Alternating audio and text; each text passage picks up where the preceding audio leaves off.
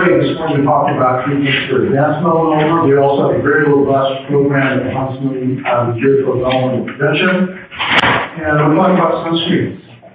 Do they work and are they safe? The answer to both is obviously yes, but it may not be so obvious. These are questions often I get from patients. When melanoma was on the bottom, I fled, so would wearing sunscreen have made a difference? Would using sunscreen make me deficient in vitamin D? Doesn't matter which sunscreen I use. Why am I still getting tan when using a sunscreen that has an SPF of 100? Are sunscreen ingredients really safe? And why is the sunscreen that I recommend not on the consumer reports list? We put some samples out there of sunscreen that I use, and I do recommend, and I'll tell you why. I think that's a good one in a little bit. So you heard a little bit in Dr. Willis' talk this morning about UV exposure. It's the one thing you can't control. You can't really control your genetics. If you're genetically predisposed to melanoma, you can't really do anything about that. And you can do something about sun exposure. And we think that a significant proportion of melanomas are related to sun exposure. Sun exposure also promotes development of moles as well. Most melanomas do occur in sun-exposed skin. And you also heard this morning why we're at higher risk in Utah. We actually lead the nation in melanoma incidence, and with a fair skin population, high altitude, higher UV exposure, and we also heard about tanning beds this morning. So all that combined exposure. What is UV radiation? You often hear the term UV spectrum, electromagnetic radiation spectrum. So it is really a whole spectrum of wavelengths of energy that are in sunlight. And we don't really need to worry too much about the ones at each end of the spectrum. As I think was also mentioned this morning, that the highest energy wavelengths, the X-rays, and actually the UVC are really blocked by the atmosphere and that ozone layer, and very little of that actually reaches the Earth's surface. Similarly, most visible light generally is reflected off the skin and doesn't really do too much damage. But these intermediate wavelengths, the UVA, will penetrate deeply into the skin. And the UVB, as a higher energy, doesn't penetrate quite as much. That also can cause significant damage. And so UV does a lot of different things that can actually promote melanoma, activate cells to do different things that cause cells to die, blood vessels dilate. That's why you get a sunburn. But UV also initiates a number of other things in the skin. So the inflammatory reaction that is important for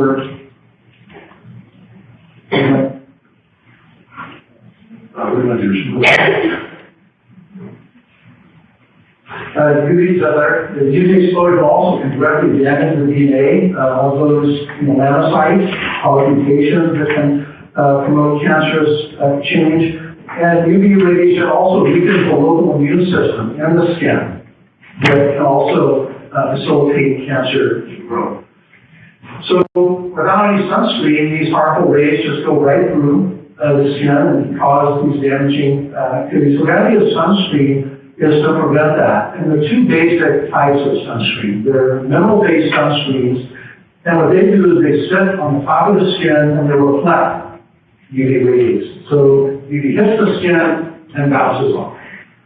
The other major class of sunscreen is the chemical-based sunscreen. And these absorb into the skin and absorb those UV rays, essentially a chemical reaction, and prevent them from penetrating deeper into the skin. Those are the two major classes. Does this really work? And it actually does work. Sunscreens can reduce the number of moles involved. This was a study done in Australia in school children who were randomized to either get sunscreen or not intentionally get sunscreen over 3 consecutive summers.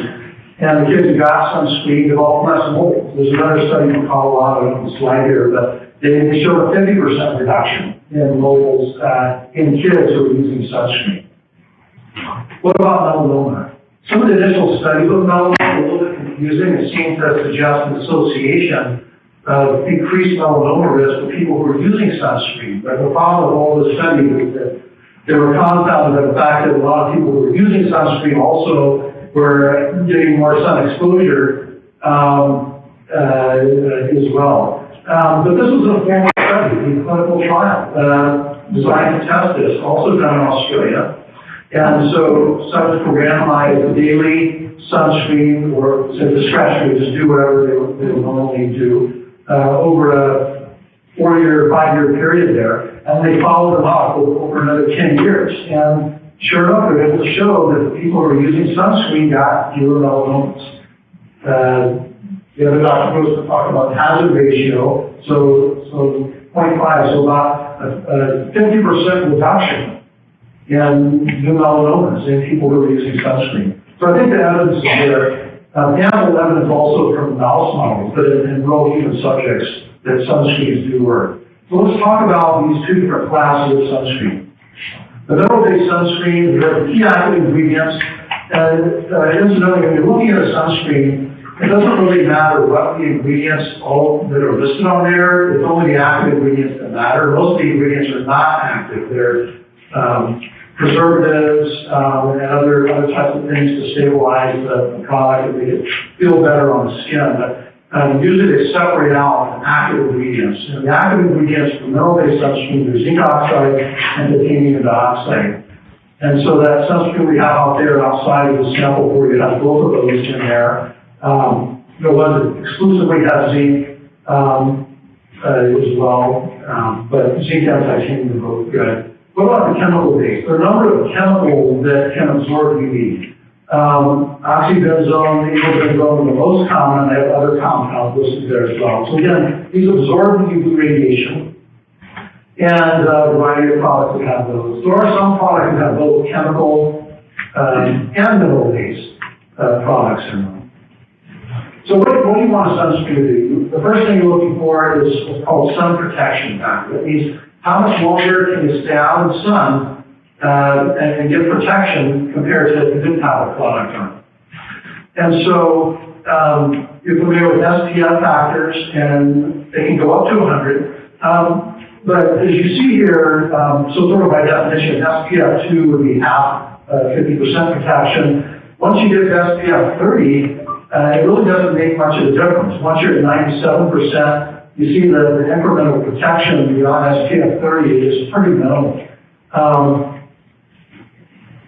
You also want the sunscreen to be what's called broad spectrum. So that means it will protect not only against the UVB, which generally causes the sunburn at high energy wavelength, but also the UVA, which penetrates deeper and can also promote melanogenesis.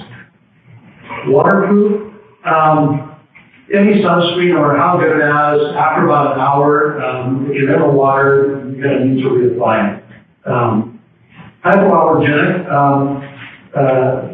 Some of the ingredients in sunscreens can cause allergic reactions, so that's undesirable. It can also cause acne-type reactions in the skin.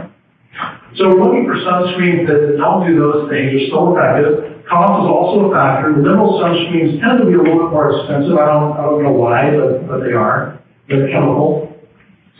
Often they do have a little bit of white residue. I'll talk about in a moment. Some people think they're a little bit greasier than the chemical-based products. But a big advantage is stability. So I mentioned these minerals on the top of the skin. They don't break down. They sit there, they don't wear off, and they just continue to reflect UV. That's why, unless the skin is getting wet, you don't need to reapply mineral-based sunscreen. The chemical-based products, on the other hand, are absorbing the UV. They can quickly saturate, and then they don't work very well anymore. They also can break down very rapidly. So those you do have to keep reapplying. So that's a major distinction. Another thing is that the chemical-based products are absorbed more into the skin, and I'll get back to that. Also, the chemical-based products, it's not common, but rarely will cause the allergy, whereas you generally don't see that with the mineral-based ingredients. And this is more in the news lately, the sunscreen can be toxic to daylight, and the chemical-based sunscreens tend to be more toxic, and actually, I think starting next year, the state of Hawaii is outlawing a couple of these chemical ingredients used there. What about vitamin D? So vitamin D is a critical vitamin for mineralization of your bone. You don't get enough vitamin D at major problems. And so vitamin D is made in the skin. There's a reaction that occurs when this high energy UV radiation contacts the skin, promotes the synthesis of vitamin D. But there was some concern whether if you're using too much sunscreen, if you're going outside, can you become vitamin D deficient? With respect to sunscreen, that really hasn't been shown. So a number of studies have looked at this, and subjects using sunscreen, and using sunscreen really doesn't decrease the vitamin D levels. And that's because most people don't apply sunscreen correctly, use enough, but as I also mentioned earlier, sunscreen users often get more sun exposure. But in these studies, it's difficult to control the diet and sun exposure. The fact is you need very little sun exposure to generate vitamin D. And so if you don't have any vitamin D in your diet and not drinking any fortified milk, juices, no fish, no dairy products, you would only need to be out in the sun just for a few minutes, a couple times a week, to get that sun exposure. So I tell patients, you never need to go outside to get vitamin D, for that purpose. If you really think you're never outside and you have none in your diet, then you can just take a small supplement. Just 1,000 units a day. That's not what I tell patients. This idea about the chemical sunscreen being absorbed, this came out in a paper a couple of months ago and was in the news a lot. As I mentioned, the chemical sunscreens are absorbed in the skin, and what they showed in the study is that they can detect the chemical sunscreens in the bloodstream. And that was caused some concern, but the fact is we've been using these ingredients, they're in all these sunscreens for 50 years now, and we really haven't had any problems. So yes, you can detect the levels in subjects using repeatedly applying chemical sunscreens, but we don't really think it's unsafe. What about zinc oxide? Zinc oxide is in a lot of products that we use. A lot of topical products. It's even in some protein bars. It's a common additive. It's a colorant. It's in a lot of medications to make them look lighter. Zinc is not absorbed through the skin. This is sort of many years ago, the zinc-containing sunscreens wouldn't leave a thick white residue, but now the new sunscreens are what are referred to as micronized. So they're encapsulating little tiny particles, and so they generally don't look really white. Maybe a little bit of residue, but if it looks white on your skin, you're putting too much on.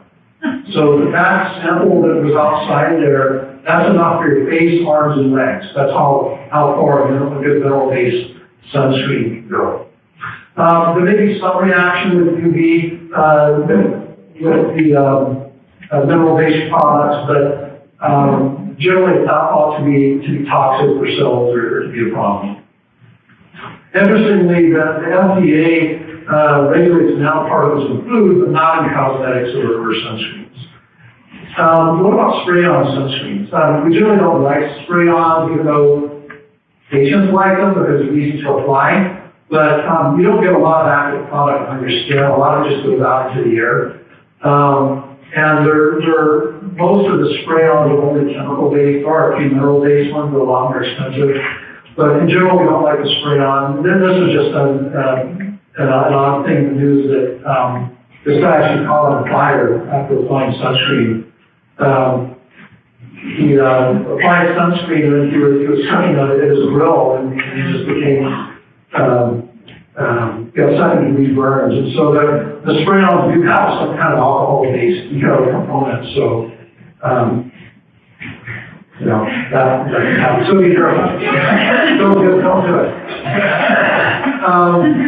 Consumer reports every year provide sunscreens, and they never have mineral sunscreens at the top of the list. And we actually looked at this, and we actually published a commentary talking about this. Their rating system, they're great, and a lot of the things that they evaluate for sunscreens, their process has a lot of flaws to it, and the way it's set up, it disadvantages mineral-based sunscreens. And if you're interested, I can send you a copy, or you can get this online, that explains sort of why that is. But anyway, we like the mineral-based products. I think that's my last slide.